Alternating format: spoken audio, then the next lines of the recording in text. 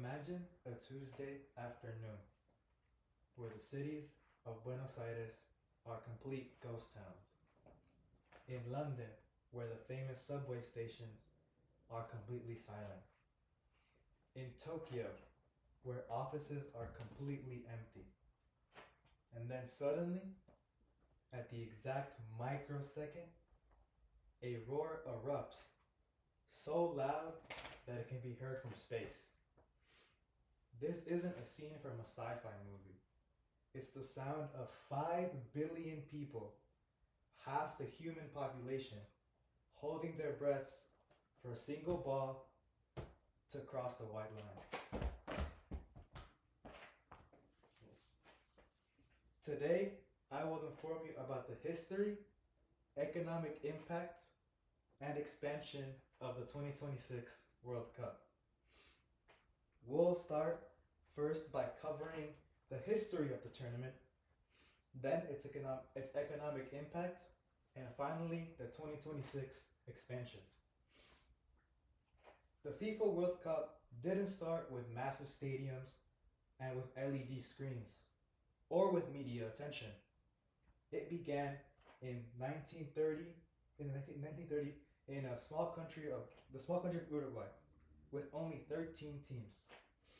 According to Keir Radnich, in his book FIFA World Cup Qatar 2022, the official guide, published on October 25th, 2022, the tournament has transformed from a small international gathering to a billion-dollar spectacle. It's safe to say that it's the world's most watched sporting event. As stated by Nikolai Koshanov in his book The 2022 FIFA World Cup in Qatar, published in October 2024, the tournament has become a primary way for a nation, the host nation, to project and share their cultural identity to the world on a global stage.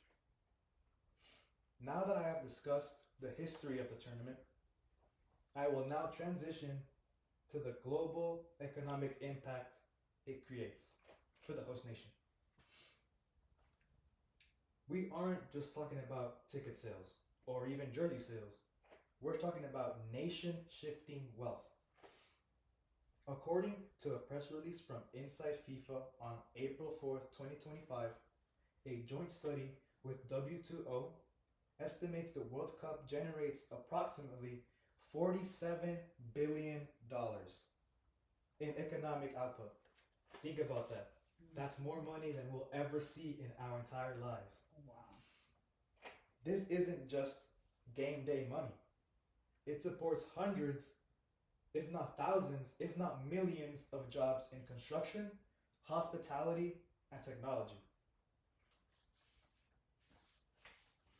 According to Plus 500 on November 15th, 2022, while hosting can be expensive as the host is determined by bids, the long-term infrastructure like subways and stadiums, like it was in the case of Qatar, can redefine a city's and even a nation's economy for decades.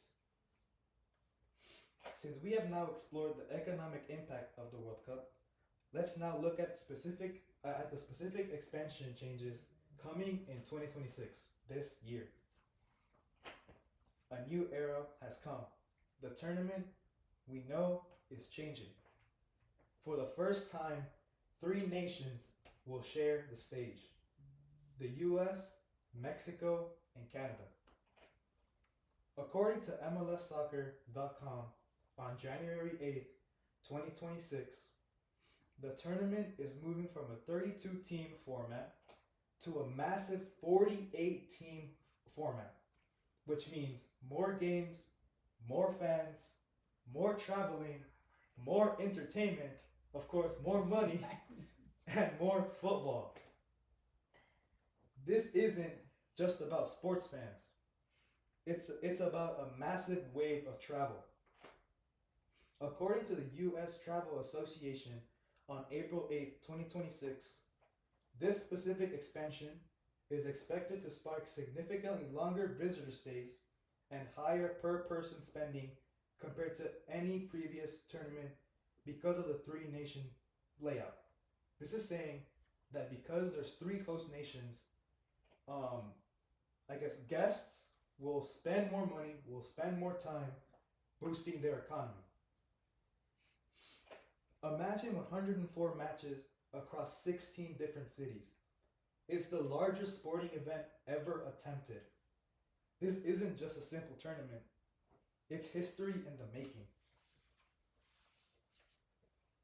Today, I have informed you about the history, the economic impact, and the exciting expansion of the World Cup. First, we began by covering the history of the tournament, then its global economic impact, and the upcoming 2026 expansion. So, whether you're a die-hard fan or someone who doesn't know the difference between an offside or a touchdown, remember, in 2026, the World Cup and the world is coming to our front door. So you better get ready for the roar. Thank you. Thank you. Qué bueno. Pero había dos fallitas, ¿eh?